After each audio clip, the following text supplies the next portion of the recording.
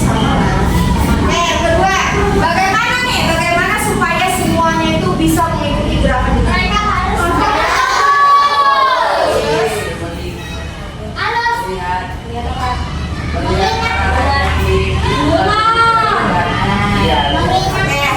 mengingat, betul. Yang penting harus fokus, mengingat dan mendengarkan arahannya. Nah, jadi permainan kode gerakan bawah atau jangan ini itu sudah kita gunakan menggunakan yang namanya berpikir komputasional. Ya. Nah, kalian tahu nggak apa sih itu berpikir komputasional? Baru pertama kali dengar ya? Ya. Inilah yang akan kita bahas pada hari ini. Materi pembelajaran kita hari ini adalah berpikir komputasional. Ya. Adapun tujuan pembelajarannya, nah nanti kamu akan memahami dan menerapkan berpikir komputasional dalam menyelesaikan permasalahan sederhana di kehidupan sehari-hari. Dan juga yang kedua nih, tujuan pembelajarannya, kamu nanti akan menuliskan instruksi logis dan terstruktur dengan menggunakan sekumpulan kosakata ataupun simbol melalui teknik berpikir komputasional. Nah,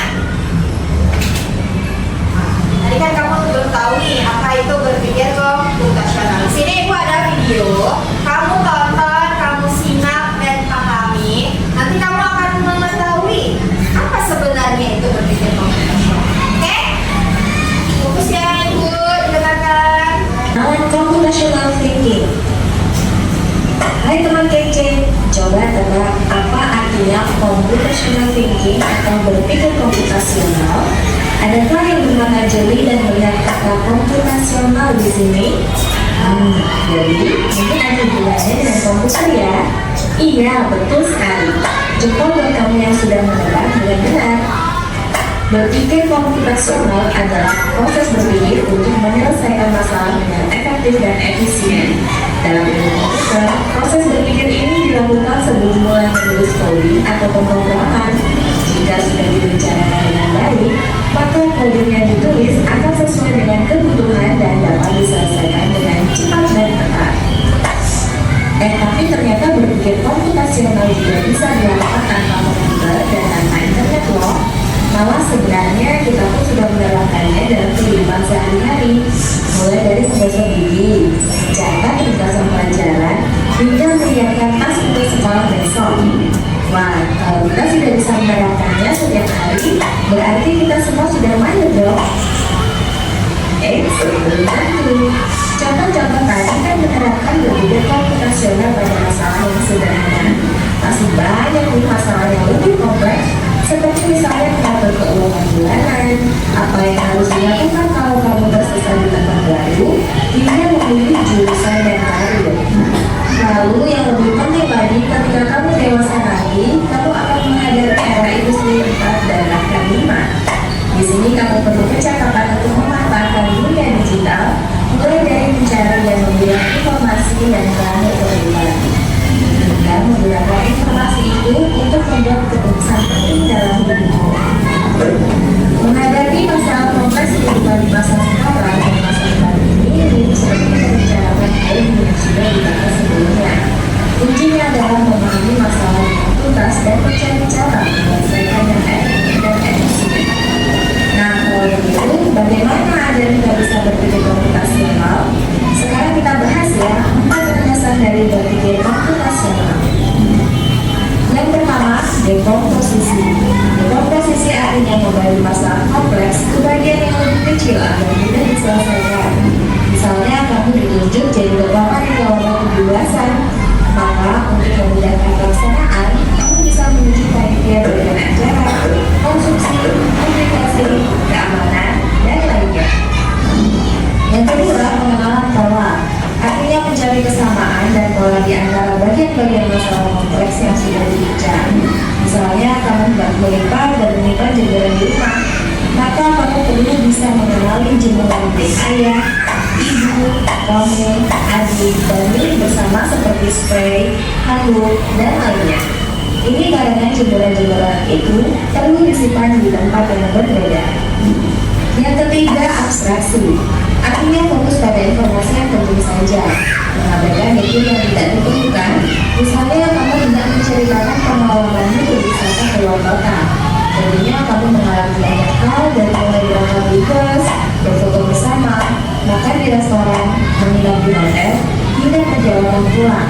Tapi nggak mungkin kan kamu ceritakan semua kejadian dengan video pada pengalamanmu.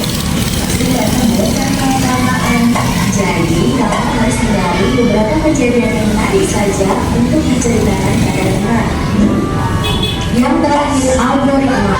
Artinya membuat langkah-langkah penyelesaian atau membuat aturan yang diikuti untuk menyelesaikan masalah.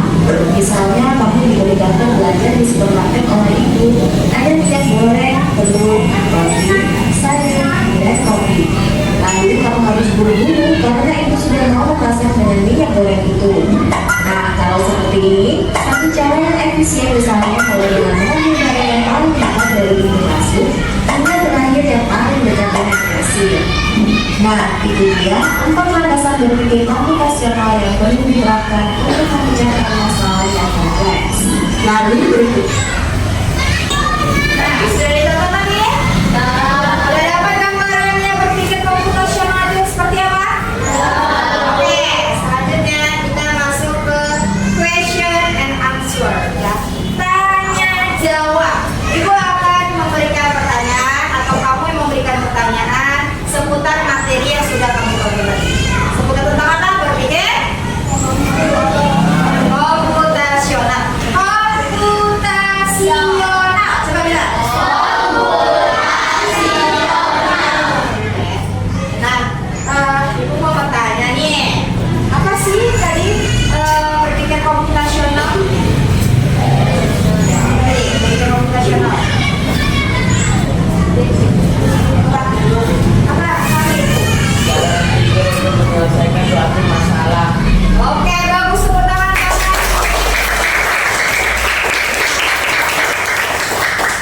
Oke, nah selanjutnya pertanyaan selanjutnya. Tadi ada yang namanya 4 prinsip berpikir komputasional. Siapa yang bisa sebutkan? 4 prinsip berpikir komputasional. Tunjuk tangan. Coba. Ya, Samira. Oke, pertama. Dekomposisi, Yang kedua. pengenalan pola, Yang ketiga. abstraksi, Apa? dan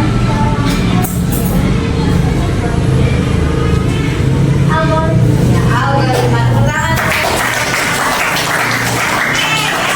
Kamu sudah tahu apa itu berpikir komputasional. Kamu sudah tahu 4 prinsip berpikir komputasional. Sekarang ibu tanya lagi nih.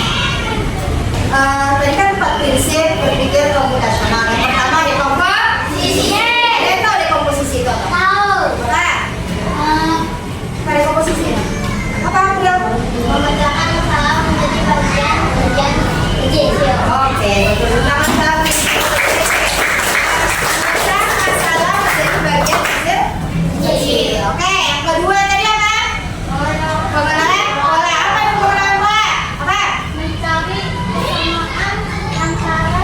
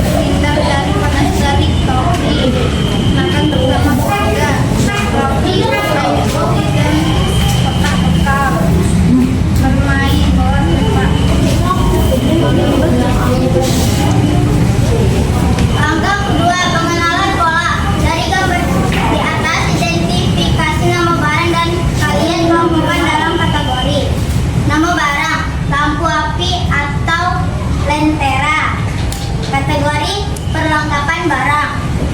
Roti, makanan, botol aqua, minuman pun tidak sesuai. Karpet kategori perlengkapan barang. Post-it kategori perlengkapan barang. Topi perlengkapan barang. Selimut kategori perlengkapan barang. Kotak makanan kecil kategori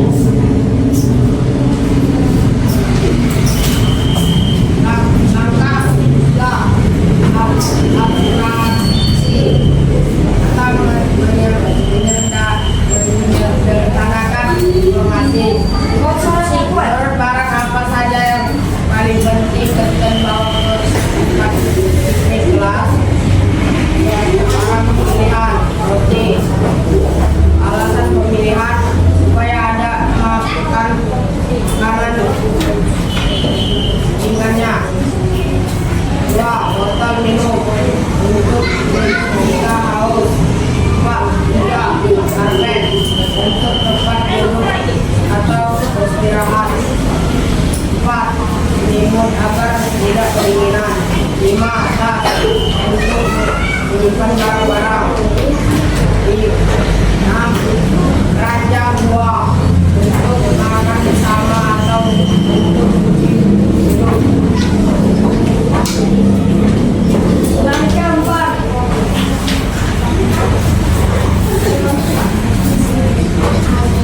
Langkah 5 atau langkah berurutan. Tuliskan langkah-langkah atau berurutan kelompokmu untuk mempersiapkan piknik kelas 6.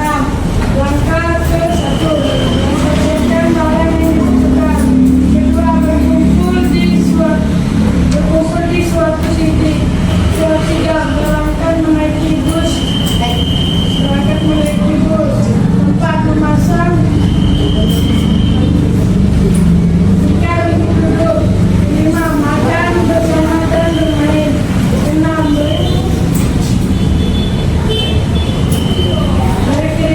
Berkeliling sekitar. 7. Beristirahat.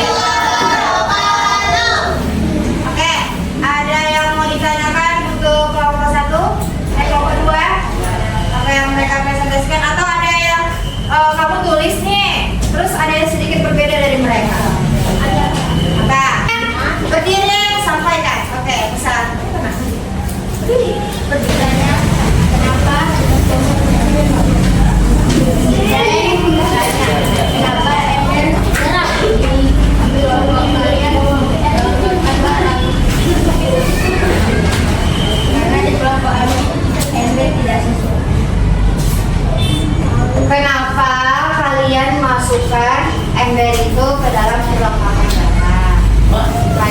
Karena di kelompok mereka itu ember itu dimasukkan ke dalam kategori yang tidak sesuai untuk piknik tadi. Gitu. Apa alasannya kalian membuat ember itu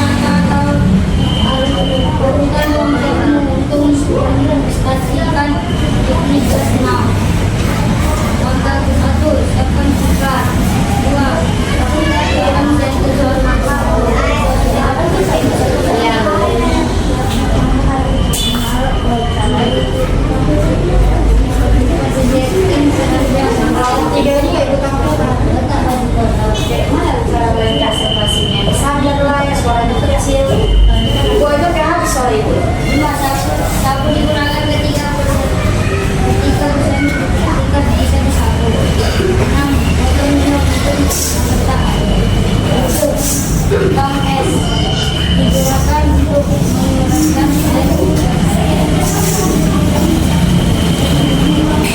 persepsi diri.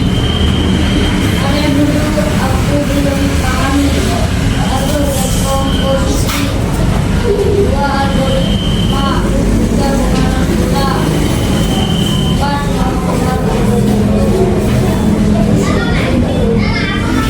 Wah, kalau sekarang jadi komposisi algoritma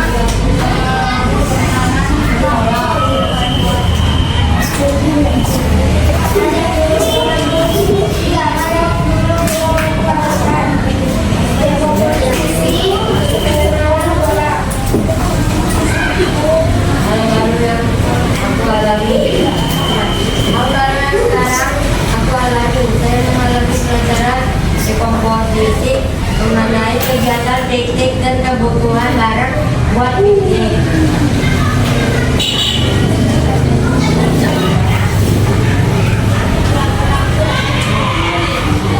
Sekian dari hasil kelompok kami. Assalamualaikum warahmatullahi wabarakatuh.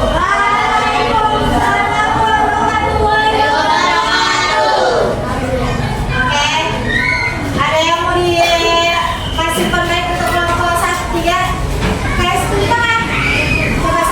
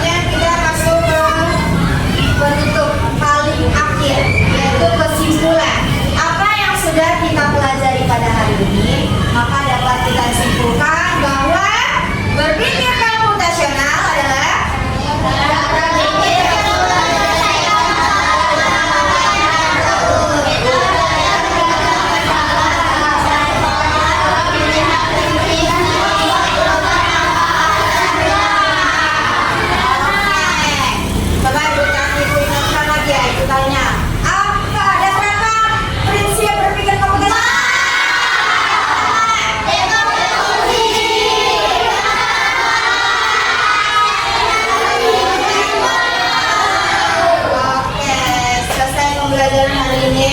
Akan kita lanjutkan lagi untuk pembelajaran